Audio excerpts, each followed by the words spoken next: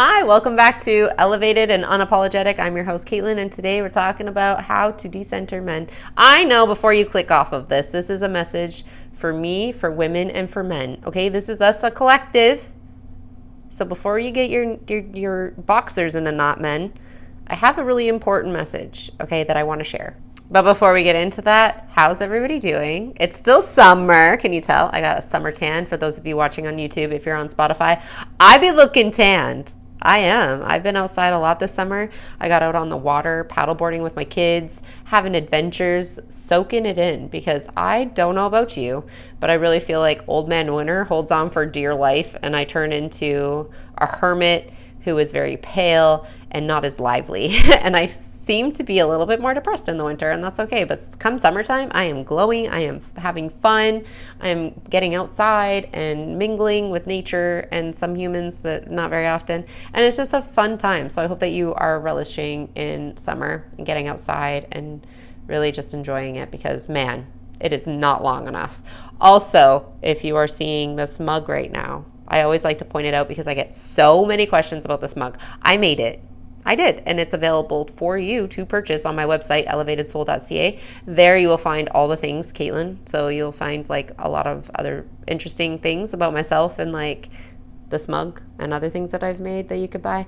So if you're interested, you can go check that out. But without further ado, I know I ramble. Let's get on with the podcast, Caitlin. What does it mean to like live without a man? What are you talking about? How dare you? I know you're triggered. I know, but maybe you could listen and learn something new. Okay? Have an open mind. Have an open mind. Okay. So yeah, we're going to talk about what it's like to live without a man, but I'm not coming from a place of bitterness. I'm coming from a place of detachment, okay? This is truth, my clarity, and my choice, okay? So you can take what you want from this, take what resonates, leave the rest. You do not need to be a gremlin in the comment sections. Please calm down. Just calm down for a second and like listen to what I have to say, okay? I'm not saying that men are the problem. This is not a conversation about how you collectively as the male species are the problem. This is a conversation about my experience with men, my personal life, and through my work as a life coach, because actually I coach more men than women. I coach a lot of men, and so I don't hate men. I have issues with men, some men. But as a coach, it has shown me that the problem is in the system that we've all been conditioned into. And you know what I'm talking about? Yeah, the patriarchy, okay? This is the problem. Not you, not me, but the system at hand. This is a system that was built to keep women small, not sovereign, and a system that robs men of their depth, their presence, and their freedom. Okay? Do you agree? Are we on track? Are we seeing where this is going? You see, I'm not going to put you down. Okay, now that we've eased into this, let's talk about my personal experience when it comes to dating men, shall we? I know, you're all excited. Calm down. I'm just kidding. Get excited. So yes, I have dated men. I was married to a man, and I've been loved by men, but I've also been overlooked, dismissed, abused, and used, betrayed by men. And at some point, I had to get really honest with myself, because I kept choosing men who were disconnected from themselves, coming to me for emotional availability to trauma dump and trauma bond and help them fix their problems. And they were hoping that somehow I was going to fix them, and I was hoping that they were going to show up, dish out all the love that they had, and feel connected to me. And when I started working in the industry of coaching, life coaching, and these men were coming to me, I really started to realize that this isn't functional. Because how could men do this? How could men show up if they haven't done the work on themselves? When a man hasn't been taught to feel his emotions deeply, or to think deeply, to sit in his own pain, to have that freedom to actually sit in the things that hurt him, to regulate his own nervous system, to ask himself deep, meaningful questions, it's inevitable that connection with a woman becomes a transaction, something to fill in the gaps within himself. And when I coach men, just like yourself, if you're a man listening to this, I tell them that there's nothing wrong with you. You are here now to do the work necessary to get you to a point where you can become the man that a woman deserves and that you deserve. You deserve to feel whole and healthy and vibrant within yourself. So I'll be the pot, you can be the kettle, because I was doing the same thing in my own way. I was using relationships to validate the parts of me that I still haven't healed or claimed for myself. So I was also seeking out a man to fill in the gaps within myself. And let's just pause for a moment, because I do think that there are certain things in life that we can't fulfill ourselves. Okay, I'm not saying that you have to be completely whole like an apple. There are going to be missing parts, and that's okay. Someone can come in and fill the gaps where necessary, gently, softly, not grasping and chasing and trying to super glue that shit together. Okay, there's a difference. So while I have decentered men from my life for my own sanity, something changed and shifted when I did that. I didn't walk away from men. I actually walked into coaching and working with men. So men have become a part of my orbit in a very, very different way. I'm no longer chasing the validation of men and getting their attention.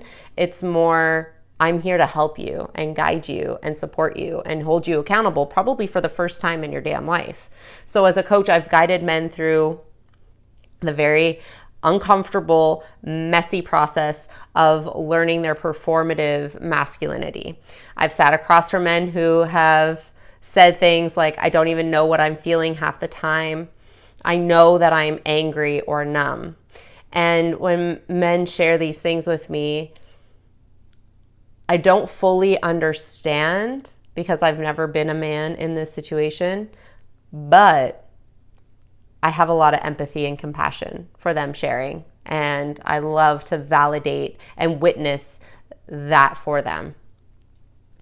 There was another man that said something to me. He said, I thought if I provided and protected, I was enough. But I see now that I actually never let myself be seen, causing me to be disconnected from my partner. He thought that he could perform all these things externally and that would allow him to have a connection with her. But in reality, it wasn't a connection at all, because deep-rooted, meaningful connections that women are looking for are not just surface level performative, right? So that's the work. This is where the connection begins. It's not performing your roles as a man, but it's reclaiming you and your presence in your masculinity. And let me tell you, when men do this work, it does not just make them better partners, it makes them better humans. They are better dads, they are better coworkers, they are better coaches and therapists and doctors and teachers, and they're just better men. You know, those are the men that you just want to hang out with.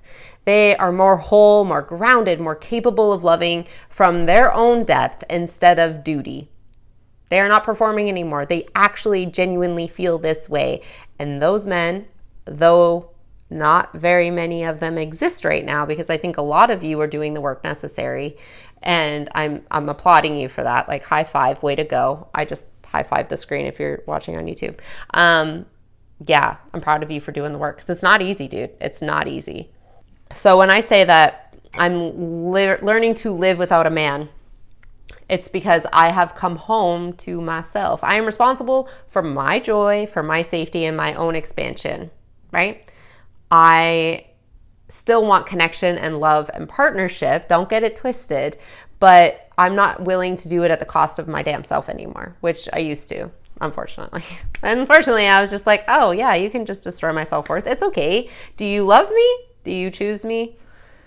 A lot of work to get here, okay?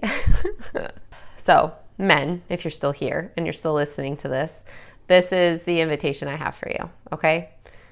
I encourage you to stop outsourcing your emotional needs to women. I encourage you to do the uncomfortable work of meeting yourself fully. And I know it's scary.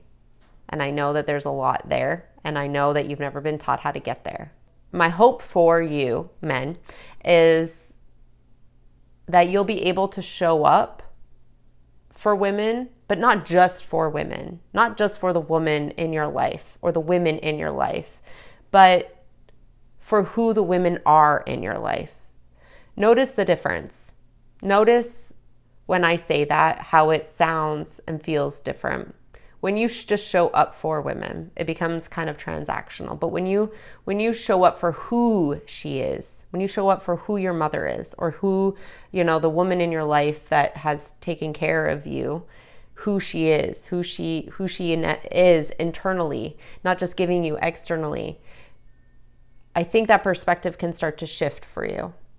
And if you have a mother wound, there is healing work that can be done in order for you to shift the perspective of women, because obviously there's healing work to be done when it comes to healing that mother wound and how you view women, and how, that I could go on for a while about that. But if you have a mother wound, that needs to be healed before you can enter, not fully healed, that needs to be healed in order to move forward in a healthy relationship with a woman. Because I don't think, from my personal and professional experience, you can enter into a healthy, deep-rooted, meaningful connection with a woman when you're still harboring that wound and the resentment that is inevitably there from what you've experienced in your life. Does that make sense?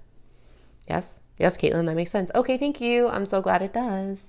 Okay, if there's women still listening, I know it's hard to listen sometimes, us talking about men, because I feel like a lot of us feel like they've already taken up all the oxygen in the world, right? Like, we've been raised in a male-dominated area and or a male-dominated world, and it is so hard for us to give more space for them, okay? But just listen to me for 1 second. Our work as women is not trying to fix men. They're not microwaves. They don't need to be fixed. They need the space in order to do the work, okay? And I'm not saying that we have to facilitate that and we have to host that and we have to guide them through that. I have just taken on that role because it feels like men are called to work with me. It is not something that I set out to do to try and fix the male population. It is literally something that just kind of fell into my lap, and it has changed my perspective of men doing this type of work, okay? Now, don't get it twisted. I still don't trust men. I still don't just walk into a room and be like, wow, all these amazing men. Don't get it twisted. Men are still not the center of my universe, okay? I am. But I think it's important that when men are doing the work and we get to hold the standards that reflect our own healing to them, right? So let me say that again. We as women get to hold the standard as a mirror for them that reflect our own healing so they can do the work. This is what I've done. Don't you dare come up here and try to manipulate, distract, or destroy what I've already put up here, what I've already done, okay? Our job isn't to fix them, but to mirror out. Look at what I've done. Come correct or don't come at all, kind of thing. It's a protective barrier that doesn't necessarily mean to completely disconnect us from men, but to soften maybe our edges around men and to encourage them hey, I've done this. No, you don't want to do that? Okay, well then we have a hard line. But if you're willing and able to do the work, right? I know this is very nuanced, and I know that it is not cut and dry, black and white, do this, do that. And I know you hear so much on the internet about male and women and male and women, men and women, and the divide and how we're always at each other. But it doesn't need to be that way. Okay? We don't need to hate each other. We really don't. We are all humans. We all deserve love and respect, and to have a full rounded human experience together in love and connection. And the world is always trying to divide us and separate us, but sometimes what we actually need is to come together and to see our flaws and to encourage each other to grow and thrive. And I think men need that more than ever, because women have been doing the work. We started doing the work earlier than they did, and now they're just trying to catch up. And the men that want to do the work, trust me, there are men out there that are doing this work.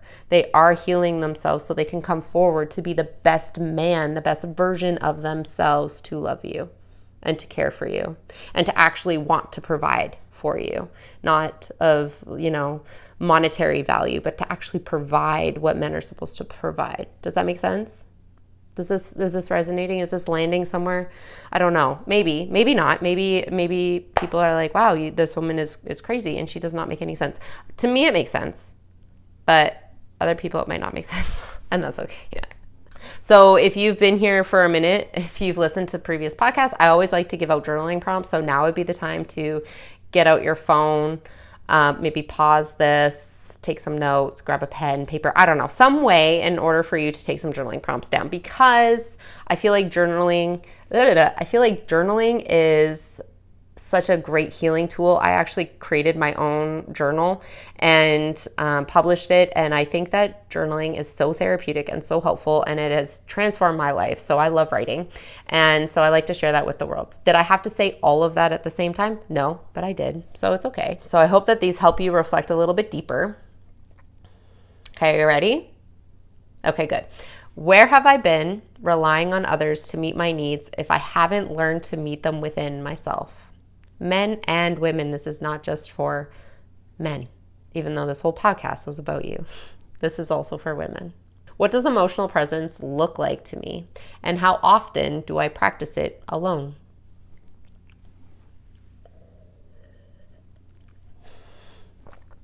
I take a little coffee break so you can write it down. I feel like I'm a teacher right now.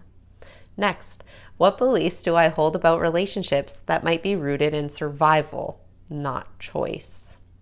Ooh. What beliefs do I hold about relationships that might be rooted in survival, not choice? I like that one. I do. I'm not saying that you have to rush through these either. I really want you to take the time to sit with these. I want you to let your mind go and just let it flow. What needs to come out is going to come out. It's very therapeutic. Sometimes I write and I turn my cognitive brain off. Is that what it's called? Where I just free flow. Whatever needs to come out is going to come out, and I don't overthink it. And you'll be surprised what comes out, what pain or what revelations or things that were hidden that are now seen in the paper are going to show you. It's a really cool experience. If you've never had those while journaling, I encourage you to just dig in and just go for it. It's not easy, okay? Journaling and processing your emotions and processing who you are or who you believe yourself to be, and dismantling that because it wasn't actually you. If you get it, you get it. It's not easy, but it is necessary because this is where the growth really lies and where the growth is. Okay, well, we've been talking now for 20 minutes, and you're thinking, okay, I would really love to do this work, but I'm not too sure where to start, and I'm feeling a little lost and a little overwhelmed. Oh, man. Well, guess what? I would love to support you, and I, as I said before, I coach men and women. I don't just coach men, but predominantly I coach men who are ready to rebuild, who are ready to heal, who are ready to do the inner work necessary to get to where they're going. And sometimes you just feel like you're in a little rut and you just need a little guidance to transform your life, to get you to where you want to be. And then that's where I come in. It's foggy. You're walking a path. You can't see it. You're confused. You're sad. You're angry. You have all these things and you don't know what the hell to do. Hi, my name is Caitlin. I come in and I walk alongside you and I hold you accountable. I will say this time and time again. This is not easy. I am not going to sit here and just allow things to slip. I want you to grow. I want you to see results. So I push you harder than I probably should sometimes. And because I only want to see you grow, right? So as we go through the process, I will start to pick it up a notch and push you, right? I'll push you to the limit.